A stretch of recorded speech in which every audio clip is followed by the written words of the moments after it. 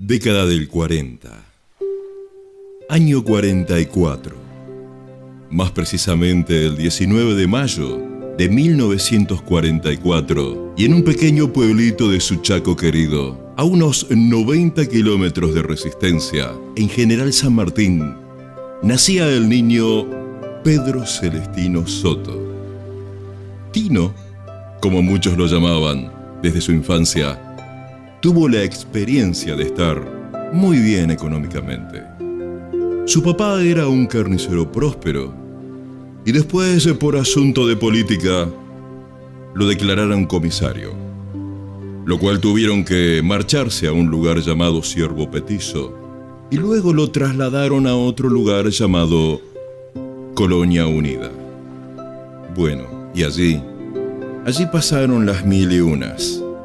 Y como él ya lo había dicho en un poema que él mismo lo había escrito, cuando su papá se separaba de su mamá. Y bueno, los 7 hermanos que eran, junto a su mamá, se quedaron solos. Ella se las tuvo que bancar en todas, y hacía pasteles y empanadas, y con una de sus hermanas salían a vender por el pueblo, para tratar de amortiguar un poco el golpe que les había dado la vida. Su padre, después de tomar la decisión de abandonar a la familia, en muchos de los casos se escondía por la vergüenza que le daba haber dejado a la esposa y a los hijos. Debido a la pobreza y escasez, tuvieron que marcharse y dejar su Chaco querido. Y así es como se trasladaron a la provincia de Santa Fe, y en un pueblito llamado Ibarlucea, a tan solo 6 kilómetros de la ciudad de Rosario, donde Pedro pudo terminar allí la escuela. Con 12 años de edad, viviendo en otra provincia, y con un conocimiento previo de la iglesia bautista, Pedro se encontraba totalmente apartado de Dios. Comenzó a ejecutar instrumentos de cuerda como la guitarra y el arpa. Tal es así que tan gran talento lo lleva a colocarlo junto a otros grandes de la música folclórica como Arnaldo Morosín con el arpa mágica del Paraguay y los santafesinos con quienes actuaron en el Cosquín. Y así Pedro le iba dando, como quien dice, rienda suelta al galope de sus sueños y de haberse convertido en un músico ilustre. En ese interín, Pedro se casa a la edad de 17 años.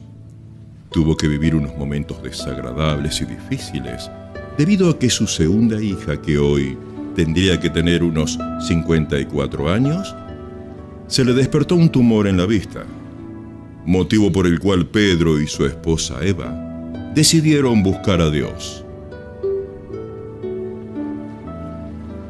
Como sus hermanas ya se congregaban en una iglesia de la calle 9 de Julio y Constitución, en Rosario, él pensó que también podría ir allí, buscar a Dios para que sus deseos fueran cumplidos y luego continuar con su vida.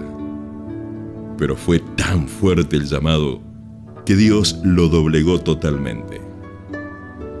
Aquel primer día que entró a la iglesia, sin dudas, quiso salir corriendo de aquel lugar. Y hoy puede entender lo que es estar endemoniado por espíritus inmundos, que quería salir a disparar. Sentía como unos escalofríos, hasta que un día, un buen hombre de Dios llamado Marcelino Romero, su padre espiritual, lo llamó. Le hizo doblar sus rodillas y se entregó a Jesucristo. Tuvo un llamado muy peculiar desde el primer momento y recibió a Jesús. Comenzó a servir a Dios. Dejó la música secular que tanto éxito le había dado y en el transcurso de 15 días, él ya no sentía más ganas de tocar con ellos. Y al segundo día, Pedro recibió el bautismo del Espíritu Santo en la casa del anciano David Acevedo. Es decir, que tuvo un llamado muy rápido y precoz, como quien diría, En el año 1967, se abren las ventanas de los cielos y comienza un nuevo despertar en su vida. Una tranquera colosal se abría en su vida hacia el campo de las bendiciones. Teniendo un trabajo seguro y con un jornal asegurado para su familia, Pedro toma la dura decisión de dejar la empresa allí en Capitán Bermúdez, porque sentía que Dios lo llamaba a tiempo completo. Tal es así que se lo comentó a su esposa, y ella le preguntó: ¿pero qué vamos a comer? Y bueno, él le contestó que no sabía, pero que sí estaba seguro que el patrón que lo había llamado pagaría mejor que el que tenía. Y así Pedro comenzaba a crecer y a brillar en su ministerio como el trigo crece en los campos. Lo primero que hizo fue ir a su ciudad, a su pueblo, y llevar el mensaje junto a su hermana Betty y en la iglesia del pastor Herrera, muy querido, quien lo ayudó a dar un salto muy grande en el Evangelio.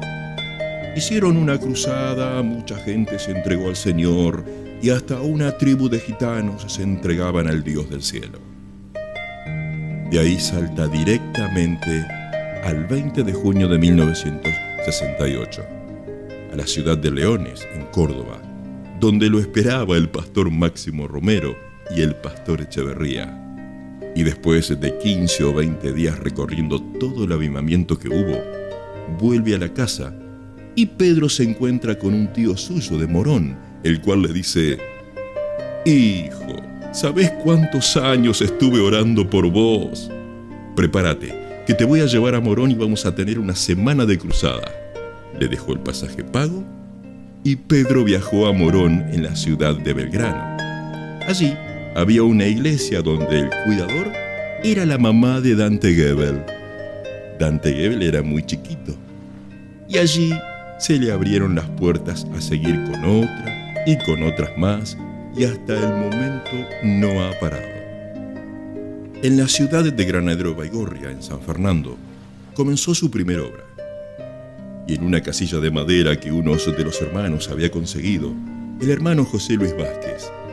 Y allí hacían las reuniones de fe donde hubo un toque y un avivamiento impresionante.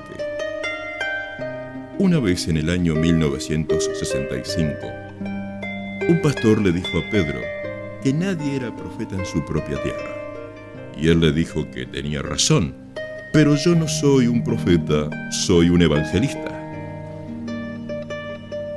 Luego, con el paso del tiempo, fueron a otro lugar llamado Pueblo Nuevo, en la calle Paraná 250, y con unos hermanos y hermanas reedificaron el lugar.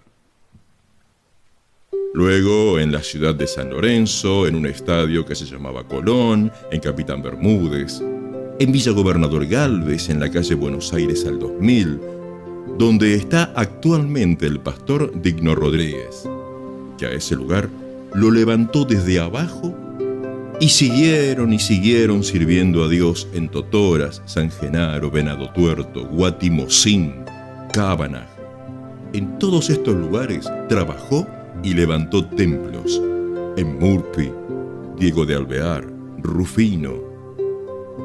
Eso sí, él dijo una vez: «No me pregunte de dónde saqué el dinero, porque nunca recibí nada de las instituciones, de la municipalidad ni del gobierno. Todo fue hecho a pulmón y por la gracia de Dios».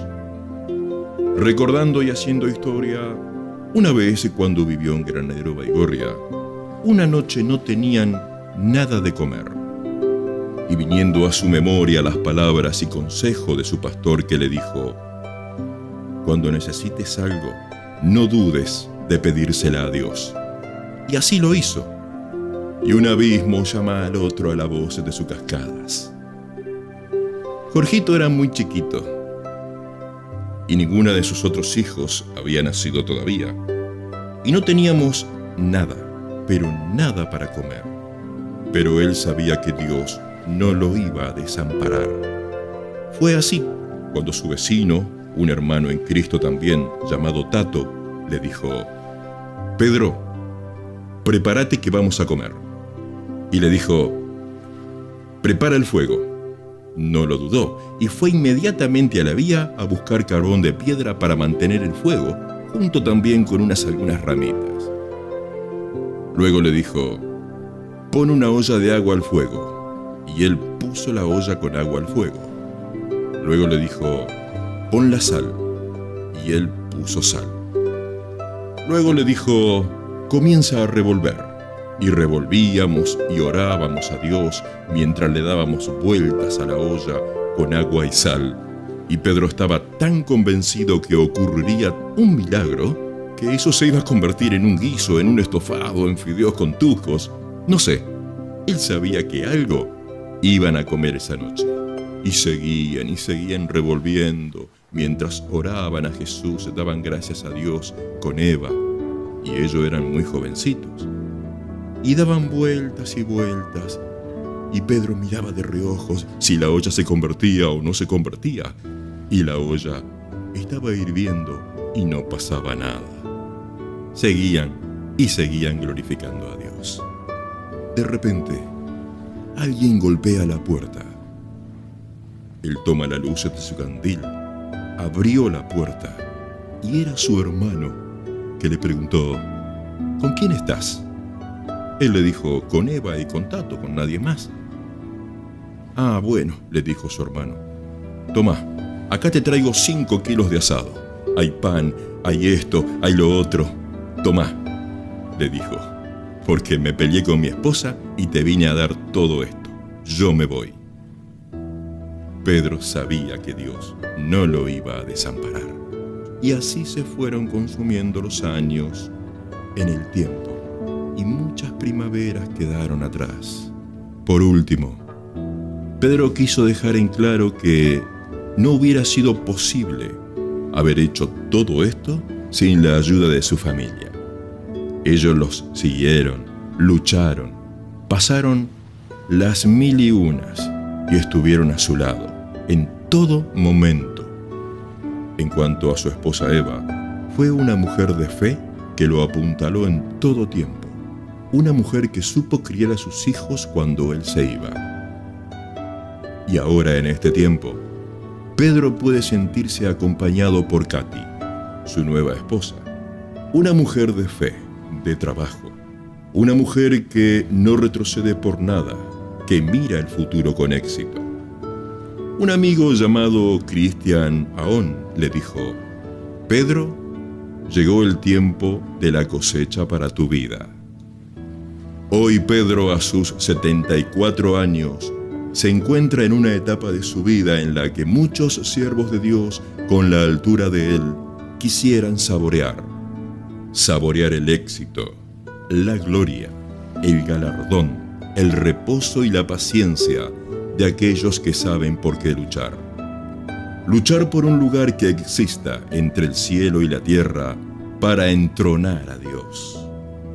Y hoy, el Ministerio Fuente de Vida de General López 1204 de la ciudad de Villa Gobernador Gálvez, con sus 26 años de existencia y casi 100 personas bajo sus alas, tiene sus puertas abiertas a toda alma perdida que pueda encontrar una luz en la oscuridad y un rumbo a su camino, siendo una brújula al perdido y un lucero que desde lo alto del firmamento brilla en la oscura noche del corazón.